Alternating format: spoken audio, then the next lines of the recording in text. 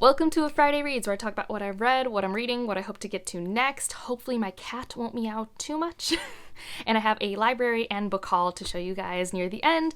First, the two things that I finished since I last talked to you guys. The first one is The Hacienda, which I loved. I have an audio copy that I purchased for myself, and I'm so happy because if I ever did reconsume this story, that's the way I would go. I did immersion read part of this, but I also primarily used the audiobook for this experience. I need to finish my spoiler vlog for my patrons, but it was one of those books where, like, at first I was, like, checking in pretty often, and then I just needed to finish the book, and I was just, like, in the book, and I just needed to know what would happen next, but also I was like, it's too late to keep reading it because it's creepy.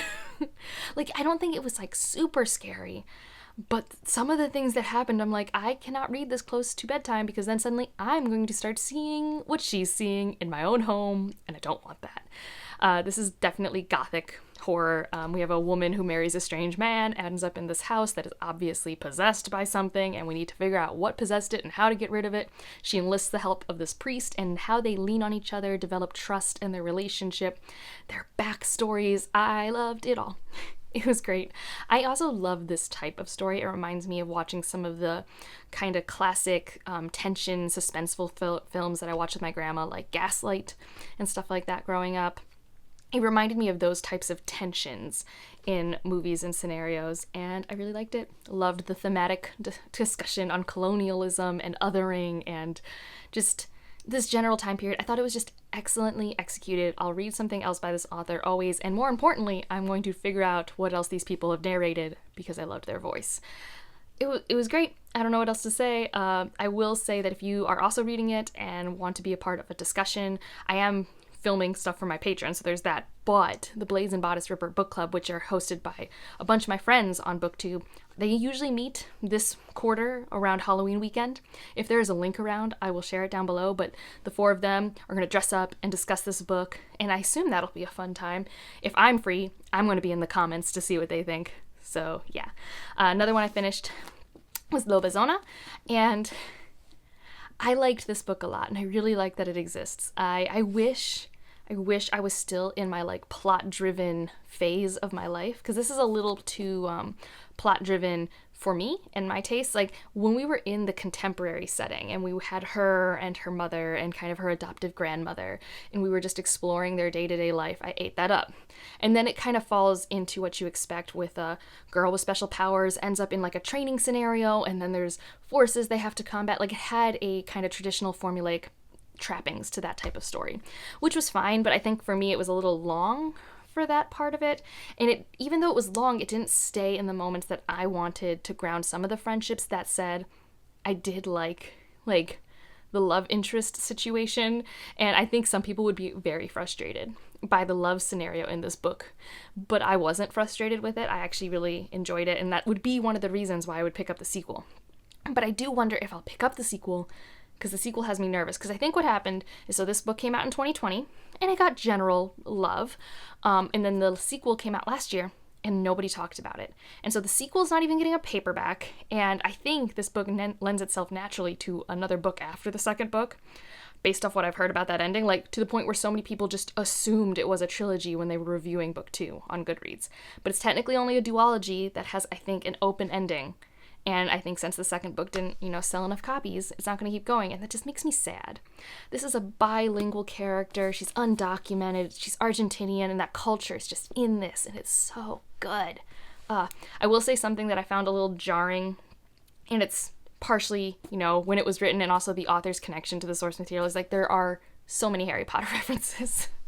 And, like, regardless of how you feel about the author and that source material at the moment, for me it was just jarring, because I'm not used to reading a book that so heavily pulls from the pop culture of the now. Like, it's just like, okay, I get it, but, like, we know you're in a magic school setting situation. We don't need to keep talking about, like, what things align and don't. So that was another one of, like, my little nitpicks, but I had fun with it. I really like this author's writing. I'll definitely check out other works, even if I don't get to the sequel of this. I haven't decided yet.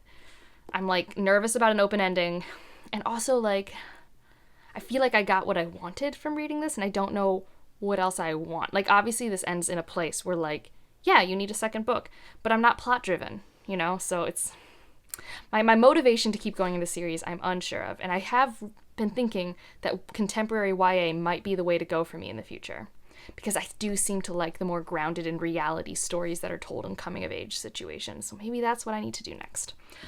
Things I'm still in the middle of. Still in the middle of Terraform. We've had a couple more stories lately that we haven't loved as a whole, but I still really love the project of it. Like, all of them fit within the thing. I'm trying to find the one story I was thinking of, though. The only story that I really didn't like was WPO, which is unfortunately one that was released this year because it had one of the most abrupt endings in the history of short story abrupt endings. Did not enjoy that. If anyone's actually read that, I'd be curious. There was one that's called Blue Monday, and it was basically predicting stuff like Reels and TikToks. It was really interesting. And then I think the one that I read today I only kind of liked, and it was called User Settings, and it was about like data privacy and the extremes someone was going to get rid of their data from the system. So definitely still, I think all the stories besides the WPO, where I was like, this is not a well-crafted short story, it just ended, have been well-crafted and engaging the entire time. It's just been a hit or miss lately on if I've really agreed with the themes or the thought experiment, but that's every short story anthology. This is still one of the most consistent anthologies I've ever picked up. And like, I'm only this far, but for the length, I'm going to be really impressed if it keeps doing really well that way. Like, that's an incredibly curated collection if that keeps happening. I'm further along than where my bookmark is in this, but I'm also making progress in Bands of Mourning. I'll probably just put up a picture because this is not helpful. I'm loving it. It's such a good time. I'm buddy reading it with my friends, and we're going to do, the live show on Saturday. So the day after this at 3 p.m. on my channel. I'll have a link down below. And we're also going to discuss the Secrets of Mistborn. So by the time you're seeing this video, I've finished Bands of Mourning, and I probably have finished the Secrets of Mistborn. But I filmed these a couple days ahead of time, because I hope no one actually thinks that I'm like filming these the day you're seeing them, because that's impossible. I'm loving it, though. This is the book where one of my favorite characters in the series gets to have a lot of page time, and Stephanie has been voxering me, and it's just like, yeah, this is why this is the best book. This book is where I'm like, people who hate on Mistborn Era 2 just don't want to have fun. Like, I get it. It's humor, super subjective. I'm not actually making fun of those people, but like, I smile so much reading this book. The interactions between these characters, and this is actually one of the earlier pieces of media that I consumed that really taught me a lot about myself. And I say that, and it's like such like just a fun time book. Like, it's not like super deep, but I was seeing myself in characters in this book, and then it was really making me start to realize, oh, you are not neurotypical. It's like, it's one of those like aha moments, and it's just interesting. So I'm working on those. It's been fun. I've also been working on my rewatch of, well, actually, I'm now caught up to where I was on my first watch. So now I'm watching the rest for the first time, but I have seen part of season 3. It's confusing. I'm watching Jane the Virgin. I'm somewhere in season 1, but I've seen half of season 3. So I know some stuff that's on the horizon, but I'm loving it. It's just like exactly the type of romance stuff I've been wanting lately. And when my head, this weather has been messing with my head like crazy. So at night, if I cannot read because I'm just like, head explosion, that's what I've been watching, and it brings me so much joy. And it's like it's actually an Americanized version of the Venezuelan telenovela, and I have fun with it. It's self-aware. It has a lot of romance tropes I like. It's a mess. It's chaos.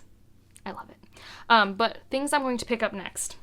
I am pretty sure that tomorrow, so yesterday, for when you're watching this, I'm going to start buddy reading The Genesis of Misery with Jocelyn and Bethany. We're going to do a pretty slow read of this, so I should have this finished by the end of the month.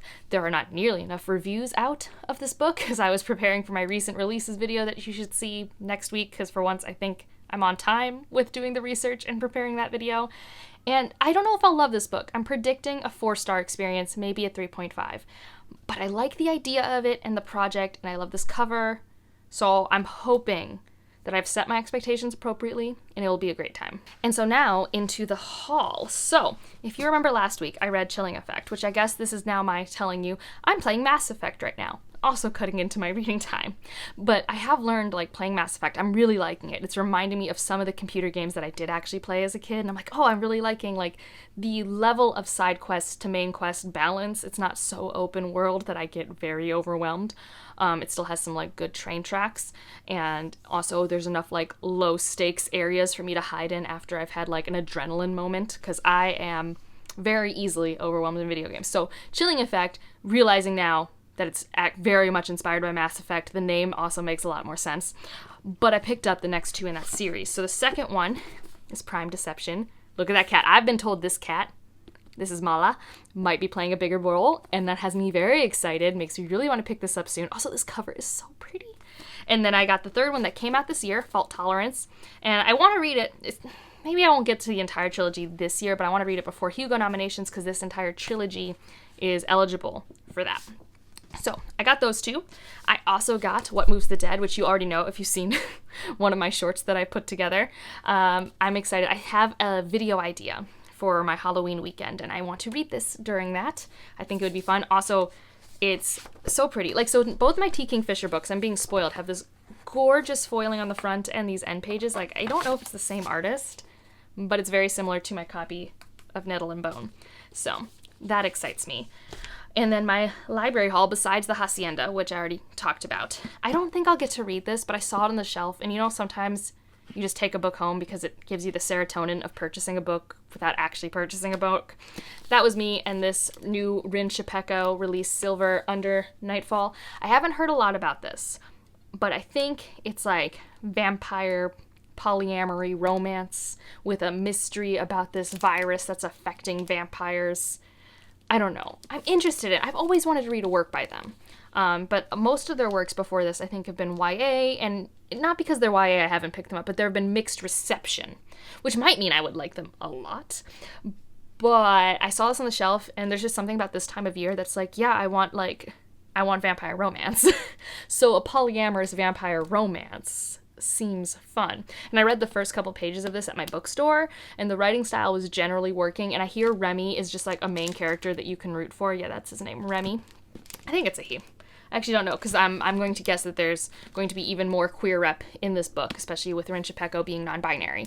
So I picked it up because it's pretty, and if I end up having the time and being in the room, I just wanted to have it on hand. But for my Halloween weekend idea, when I did my spooky recommendations video, this graphic novel was recommended to me. It's Through the Woods, stories by Emily Carroll, and I think it's 5 graphic novel short stories, and it seemed perfect.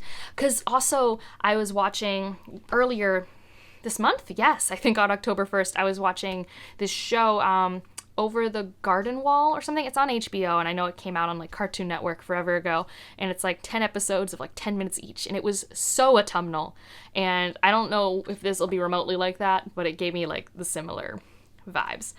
So that's what my life has been lately. It's just been doing a whole bunch of experience media that makes me happy at any given moment. Really enjoying Jane the Virgin. That's becoming a problem. It is happily taking up most of my free time. And I also just have so many books I want to read, but none that I quite want to read as much as I want to watch Jane the Virgin. So yeah, and if you somehow don't know what Jane the Virgin's about, it's about this woman who gets artificially inseminated with somebody else's sperm by accident, so she is pregnant, but she's never had sex. And it's inspired by a telenovela, and it's fantastic. And I have a lot of fun. So that's it for this one. Let me know what you're reading, doing, watching, what you're looking forward to this weekend. If you want to just leave an emoji, I'm staring at What Moves the Dead, so a bunny. Preferably not a bunny this scary, but a bunny would be fine. Or is this a hare? I know there's a difference, but a rabbit, a bunny, a hare. Any of those would work as an emoji in the comment section. And like if you liked it. Subscribe if you want to, and I'll see you in the next one. Bye.